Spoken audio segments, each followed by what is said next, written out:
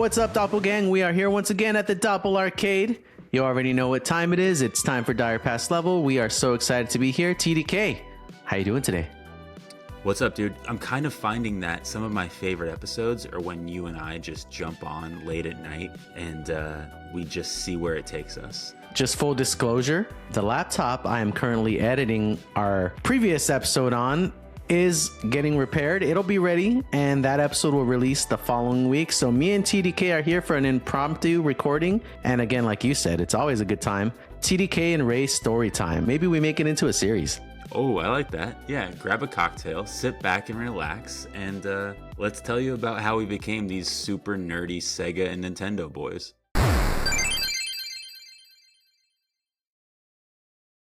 I told TDK that he would be devastated if I told him what movies I haven't seen that he probably thinks I have because they're essential. Listeners, he's right. I'm devastated. The first two he listed, arguably my top two favorite movies of all time. I almost don't want our listeners to know. I told TDK already that I've not seen any of the Back to the Future trilogy. I'll forgive you on the trilogy part.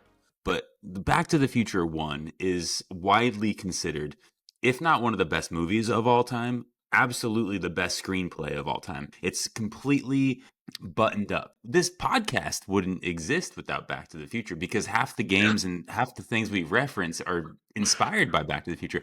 I've referenced Back to the Future and everyone's laughed, and you've laughed as if you knew what I was talking about. I'm like, yeah, Marty, yeah, Biff. I've not seen them. And if I have, it was like, at a very young age that I don't recall it well enough. Come over, bring the kids. Let's do like a backyard Back to the Future screening party. You're going to laugh. You're going to cry. It's right up your alley. It's pure nostalgia. Sure. Is Back to the Future the OG? Like, are we in the age appropriate range for like a 6 and a 9-year-old? I don't be judged by our listeners either. My 5-year-old is a huge fan. He loved the DeLorean, but he had never seen Back to the Future.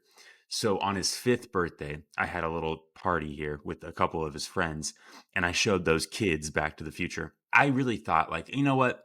Maybe we get 20 minutes into this movie and they all go play and whatever. It's like kind of fun for me to show my son and his friends Back to the Future for the first time. They were riveted. And yes, there's some stuff that's like for adults, but it's not even close to them getting it. There's a DeLorean. There's literally like this stainless steel race car turning to fire and ice and going through time. And it was made in like the 80s. My very first job in the world was at a video rental store. Think Blockbuster, but because I grew up in the woods, listeners will know I say that shit all the time. I think I'm going to introduce you every episode. I've been thinking about it. I'll just be like, you know him, he's growing up in the woods.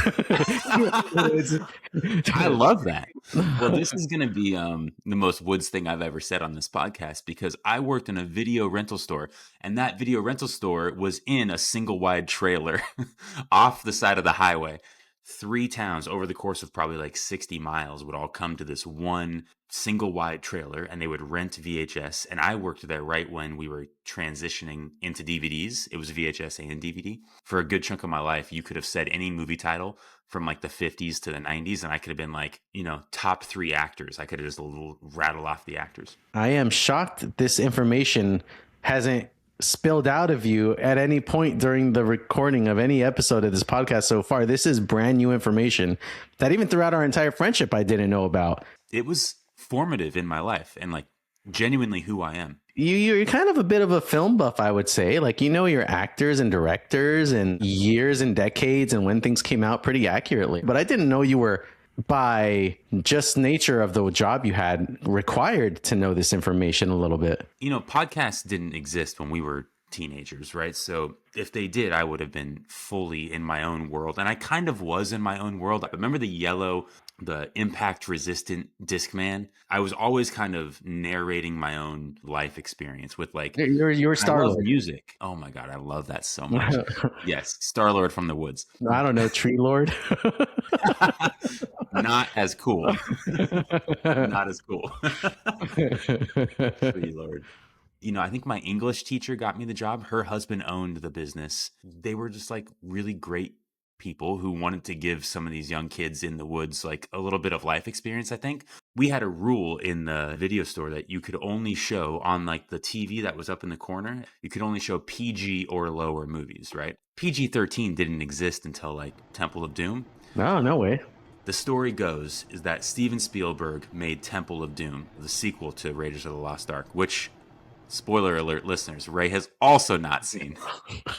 Damn it. You haven't seen Back to the Future or Indiana Jones? He gets the thing out of the thing and the boulder chases him. I basically know the whole thing. Also, no wonder you're not a big Uncharted guy, because like if you had fallen in love with Indiana Jones when you were 10, how could you not go single-handedly discover Shambhala? Listen, I'll let you tell the people I'm not a film buff, but I will not let you tell them that I am not an Uncharted guy. Dopplers, do not listen to this man. I've played all four now. Totally. And I love the series. I love the series. I went too far. My pitch for you to play Chrono Trigger is that it was inspired by Back to the Future. I know Chrono Trigger, so I basically have seen Back to the Future in some ways. Oh my God. Okay. Any time travel, anything outside of things before Back to the Future, like The Time Machine or Charles Dickens' A Christmas Story, was inspired by Back to the Future because it was the first one that did it in this incredibly clean way. You've seen the clip of Marty McFly skateboarding to the mall. In the beginning of the movie, he skateboards to that mall, and it says Twin Pines Mall. He goes back to the 50s. There's shenanigans ensue, and he accidentally runs over these twin pines. And at the end of the movie, we come back to that scene, and he skateboards back, and it says Lone Pine Mall. Chef's kiss. Come on. That's why I said it's widely considered the best screenplay ever written because everything is buttoned up. It's on my Mount Rushmore for sure of favorite movies of all time. I'll throw a quick one about Chrono Trigger that kind of does the same thing. There's a heirloom in 1 century that you're trying to get from this family, but the guy's like super greedy and he won't give it to you. And you talk to the kids and they're like, we don't like our dad. He's just so greedy. Good luck getting that from him. He'll never give it to you. But then you travel 2 generations before that guy was born and you give his like great grandfather like a piece of jerky and you get to choose if you charge him or if you give it to him for free. And you just give it to him as a gift. And he's like, wow, that was so generous of you. I think I want to do some kind of things for people in the future. Go in the time machine, travel back to where you need the heirloom. We love our dad so much. He's just such a generous person. He'll surely give this to you. What's the timestamp on this game? Because of course I've heard of this game. I don't know what console generation we're talking about. I would say like mid to late SNES console generation. So it was a Super Nintendo game. Just all the stars aligned to make this game. It was like the artist that did Dragon Ball Z, one of the best composers in the industry to this day, made the music. Squaresoft was at the peak of their game when they made Chrono Trigger, arguably one of the best games ever. Oh, well, speaking of time travel and the time machine, right? TDK, you told your little story about you working at a video games trailer way back in the day. I had no, which is crazy. No I feel idea. like I'm slandering the owner of that trailer. Dumpy little trailer. Yeah. It was a single wide trailer. But that guy was an entrepreneur, like a real entrepreneur, because he put his trailer in the middle of a very rural area. There was no streaming, there was no Wi-Fi, there wasn't even internet or cell phones in that area at that time. You had like satellite TV when satellites looked like actual real size satellites. Remember when people had like the giant dish? Yeah, it was like an announcement to the whole neighborhood that you had cable TV. Exactly. People would come to this one establishment and this guy cleaned up. But wait, can I tell you the best story that I remember at that? Let's hear it. So it's a small town, right? I'm working there. I'm probably 16, 17, 18 when I'm working there. I worked there for a while. And when I'm a little older, I get like my first real girlfriend. I'm like hanging out with her late at night. I'm staying at her house, but I can't stay at her house. She was the pastor's daughter, so there was certainly like none of that. You better not be here when we wake up. That just goes to say that I'm driving home very late at night, 2 a.m, 3 a.m. I find myself driving. And it is the woods. The reason we were out there is my dad was a forest ranger and we actually lived near this huge lake and there was no houses. It was all owned by like National Forest Service type of situation. The road to get to my house was gravel and there was like a 300-foot drop and a tiny little guardrail. And I'm, 18 years old. I'm driving home and it's 3 a.m. and I fall asleep and I wake up to like this bang and it's me hitting that guardrail almost about to go over the 300-foot drop. And I, pull the car and I get it and I get home and I'm terrified. There's this giant dent all the way along my car and the door won't open. I don't even know the door won't open until me and the pastor's daughter, who always slides into my side of the car. The next day I'm driving her to her parents' house and her dad, the pastor, tries to open her side of the door and it just won't open. And he's like, unlock the door. I'm like, it's unlocked, sir. It was not good. And I don't want to tell my parents that I wrecked the car. I was at work that day and I was freaking out. I was a senior in high school. I was on the varsity baseball team and I was like one of the captains of the team. So I was helping a lot of the younger kids. And there was this one kid who was really good and he was a freshman. And I had kind of taken him under my wing.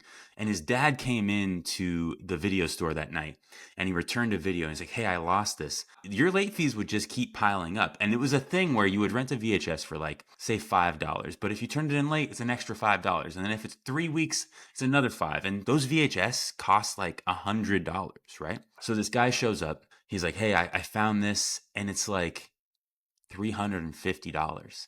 And I'm like, oh no, like this is a lot of money. He's like, what's going on with you? And I'm like, well, this thing happened last night and, I was taking my girlfriend home and this guy just so happened to be the town's automotive guy and he could do body work.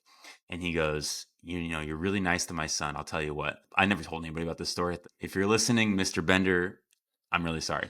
He goes, you erase those late fees. I'll fix your car. Won't tell your parents. And we shook on it and he did. I erased his late fees. He fixed my car. My parents still don't know about this. You're dead to everyone in the movie rental industry now. You can never work at a movie rental place ever again. It was perfect. Very Stars Hollow sure. of everyone. Yeah. Yeah, this guy had real Luke energy. Did you ever have any jobs like that? What's your Nintendo boy origin story? I'll just tell you a story at around that same, let's say 1999, my first job, making some of the best damn smoothies you've ever had at Juice It Up. Is that something I've heard of before? Or? It lost the console war to Jamba Juice. You worked at the SEGA of juice bars? I'll never live it down. So that was my first job ever. And the first paycheck I ever got, I had just gotten this car that like my parents told me I had to pay for it and, or help pay for it. And so obviously with my first paycheck, I went to GameStop. Then I saw it, the Game Boy Micro. We have a guest coming on soon that you're going to hear. And he drops this. He talks about currently having a Game Boy Micro. And very much in the style of Ray pretending that he had seen Back to the Future. I pretended like I knew what a Game Boy Micro was, but I've never heard of this. The episode in which all our listeners discover we're just frauds. And all of our secrets revealed. Game Boy Game Boy Advance came out, then there was a SP, which was the one that like flipped open and you had the control on the bottom and the screen on top. The Micro went even further and made it the size of, I don't have anything on me. Like, let's say half your phone, it could just go anywhere with you. The most portable of portable handhelds that ever existed. And what type of games are we playing on this? Maybe I'm overshooting it, but I remember them flexing that it was 32-bit. 32-bit that's like a Saturn? Is that right? They weren't doing the polygonal stuff, or not successfully. So maybe it was a 32-bit kind of pixel rendering. I'm no expert on how this stuff works, but it was definitely clearly better than what you'd get on Super Nintendo. But it was usually a 2D video game, kind of like Castlevania, Metroidvania games, Metroid Fusion, Metroid Zero Mission, some real bangers on that thing.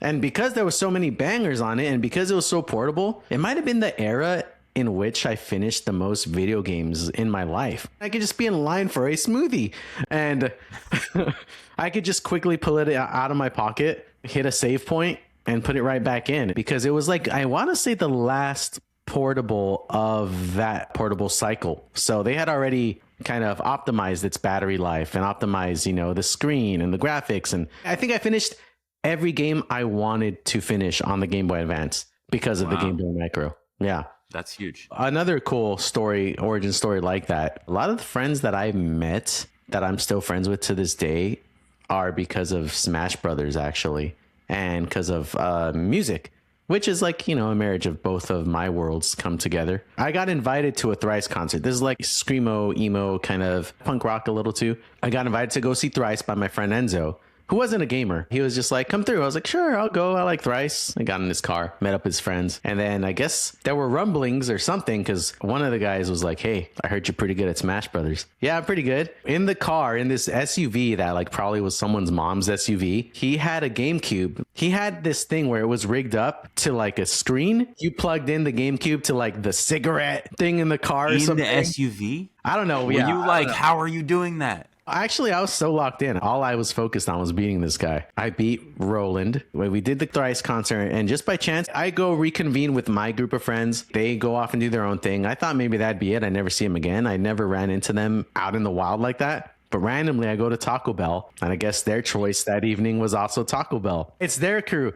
It's my crew.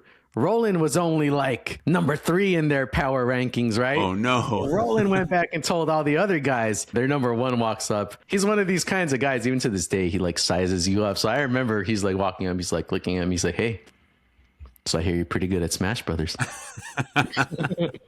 And I love this story. So he's like, well, after this, you want to come to my house? Let's play a set. And I'm with my brother, and my brother's like also apprehensive and also playing the big brother role to a T. He's like, I don't know, tell me man. you went to the house. Well, my brother was like, I don't know, dude. You don't know these guys. Like, you're just going to go to their house. Again, tunnel vision, Smash Brothers.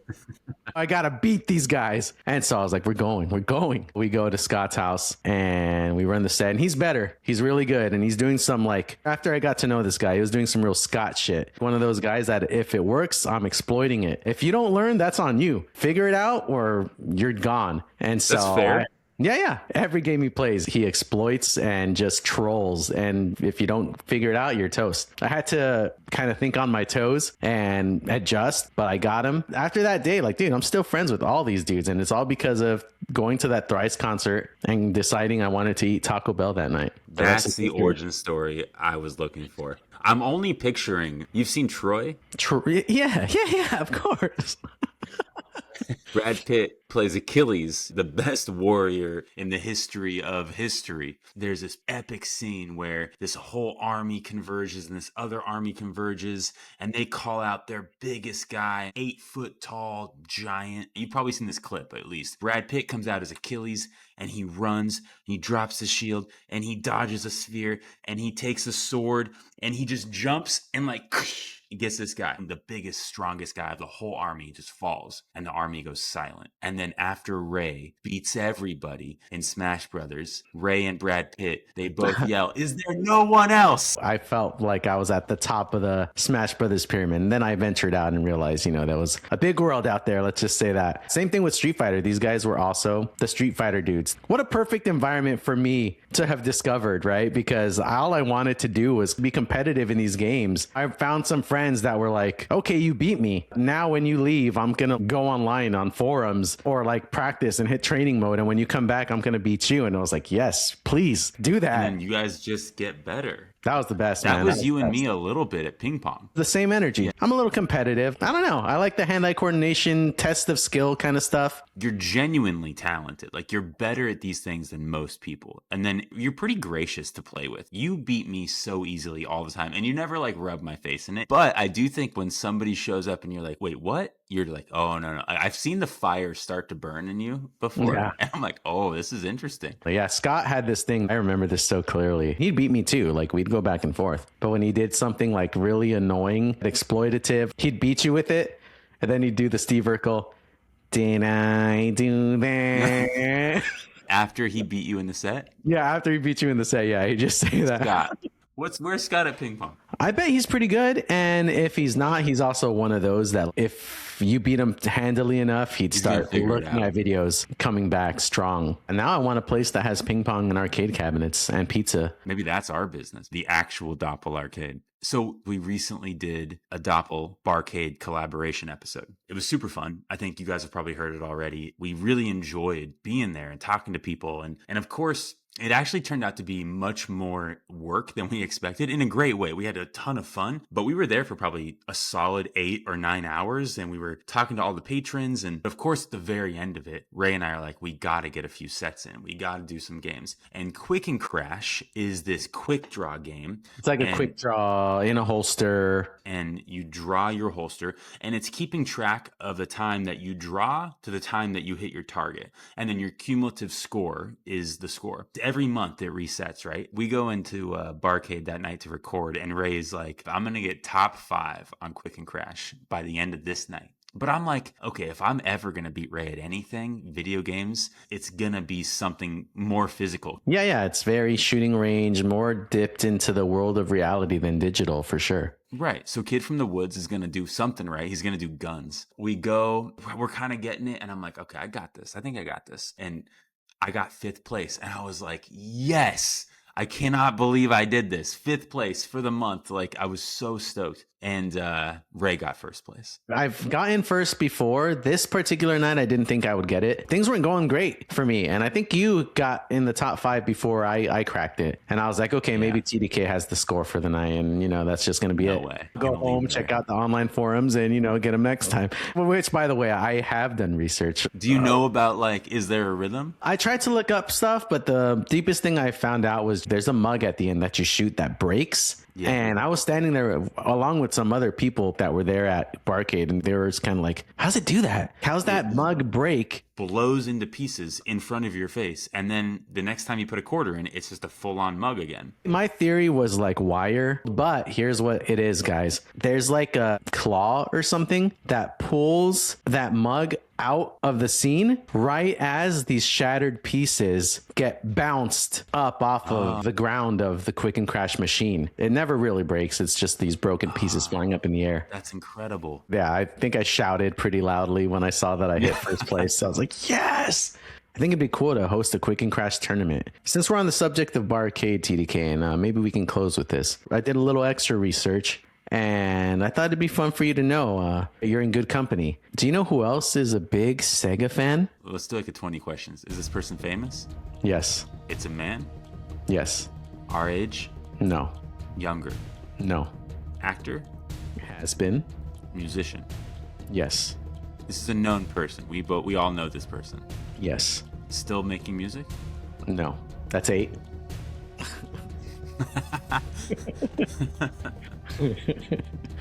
Still alive? No. Oh. Rock and roll? Dabbles? Musician, dead, not rock and roll, but old enough to play SEGA.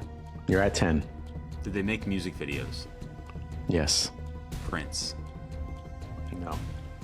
That's 12. Okay. So that'd be cool, though. I'm pretty sure he's a Nintendo boy. Prince is definitely a SEGA guy. Are you kidding me? Purple Rain, it feels Sega. It feels Sega. It really does. You can have Michael Jackson as a Nintendo boy, but Prince is definitely SEGA. Do you want to say that again? Wait, it's Michael Jackson. Big Sega guy. So was Sega. Moonwalker on Sega? Moonwalker is published and made by Sega. Yeah, Michael Jackson finished the Moonwalker movie and approached Sega and said he wanted a video game. And who in that time would say no to making a Michael Jackson video game? They were like, yeah. There's a movie called Moonwalker? You fancy yourself a film buff and you have not seen the Moonwalker movie? Are you talking about a music video? This is a movie, dude. I used to watch this movie all the time growing up, dude. It was epic. Hour 33 minutes, Michael Jackson's Moonwalker. Smooth Criminal is part of section in Moonwalker. How did I miss this? Watch Moonwalker, man. It's nuts. I'm going to. The video games were pretty good. The arcade game, I'd say, is my favorite of the couple of games that existed because of Michael Jackson's love and relationship he created with Sega. What other games existed? There was a Sega Genesis game. Again, my cousin had it, and so that's where I would play it. But it wasn't the same game as the arcade one. It was a side-scroller. Man, I can't believe you've not seen the movie. Yeah, you don't know who like Mr. Big is. He's like the bad guy. Claymation section of the movie that's really creepy. Maybe I've seen this. Now that you're saying that, that's in there somewhere. I was a big Michael Jackson fan as a kid. I mean, I'm still a big Michael Jackson fan of the music, right? Good to clarify. I think we all can understand that he was a unique talent and a very troubled human being.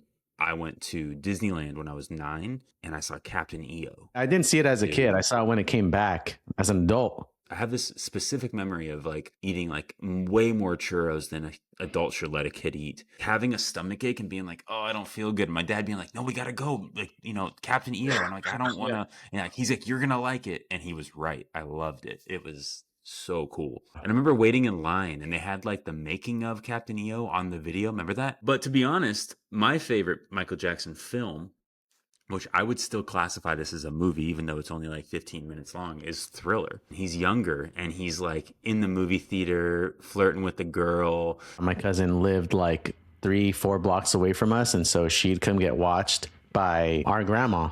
She'd always bring the Thriller VHS and we'd just watch that over and over. Did it not scare the shit out of you? I was actually afraid of Thriller. I haven't even shown that to my son. I think Thriller is actually too scary for a 5-year-old. I can see that. I don't know. Maybe it's just because my family introduced me to MJ early on. And so I was very familiar with like the music video magic that was Michael Jackson. Kind of just knew that it was like smoke and mirrors, I think, at that point. And it was just Michael doing something cool. Maybe the best music video of all time? It's in the conversation. And on every list it is, because even if it's not like anymore the best video, it changed what music videos are forevermore, But last little tidbit I want to share is that, in line with this MJ thing, is I don't think it's a rumor anymore. I think it's been confirmed. But for a while, there was this long-standing rumor floating around that Sonic the Hedgehog 3 was composed by Michael Jackson. That's confirmed? I think after his passing, it was officially confirmed, but he wasn't pleased with Sega's sound chip set. And he didn't like what his composition sounded like on the Genesis. And so he took his name off of it, but it's his music. Any final thoughts, TDK?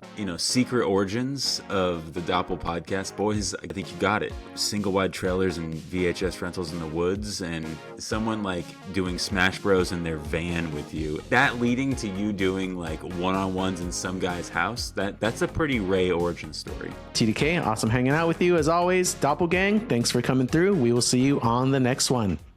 Peace out. Hey everybody, it's Ray here. Just wanted to thank you for tuning into the Dire Pass Level podcast. If you want to hang out and join us for the next episode, make sure to like and subscribe. That way you're notified when our next episode releases. If you really, really, really liked it, you'd do us a solid if you left us a review. Reviews are a great way to spread the word about our podcast, and the more gamers to share these stories with, the better. All right, we'll see you next week. Have a good one. There we go.